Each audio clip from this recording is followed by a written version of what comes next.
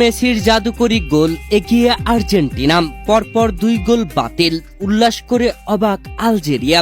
প্রিয় দর্শক, আর্জেন্টিনা ও আলজেরিয়া বিশ্বকাপে নিজেদের প্রথম ম্যাচে আজ মাঠে নামে।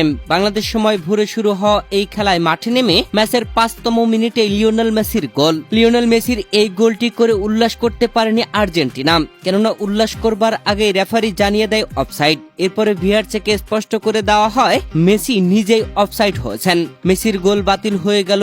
এরপর ম্যাচের 8তম মিনিটে আলজেরিয়ার গোল, আর সেই গোলটি করে আলজেরিয়ার 10 নম্বর জার্সি পরিণত খেলোয়াড় ফারেজ চাইবি রীতিমতো উল্লাসে মাতেন। উল্লাস করতেছিলেন কোচ, তবে কোচের রিয়াকশনটা দেখুন। কোচ যেই উল্লাস করতে যাবেন তখনই রেফারি জানান এটা অফসাইড। তখনই কোচ রীতিমতো হতবাক হয়ে যান। তবে মাঠে খেলোয়াড়রা উল্লাস করতেই ছিল। এরপর রেফারি যখন আবারও বললেন অফসাইড, তখন খেলোয়াড়রা টের পেল।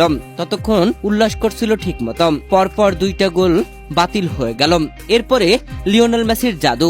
ম্যাচের 17তম মিনিটে ডিবক্সের ঠিক বাইরে থেকে মেসির জোরালো শট, যেই শট জাল খুঁজে নেয়। তবে আলজেরিয়ার গোলকিপার বলটি হাতে বাজিয়েছিলেন, ঠিক মতো লাগেনি। এতটাই গতি সম্পন্ন বল ছিল যে হাতে লাগার পরেও জাল খুঁজে নিয়েছে ঠিকই। এরপরে মেসির কি উল্লাস!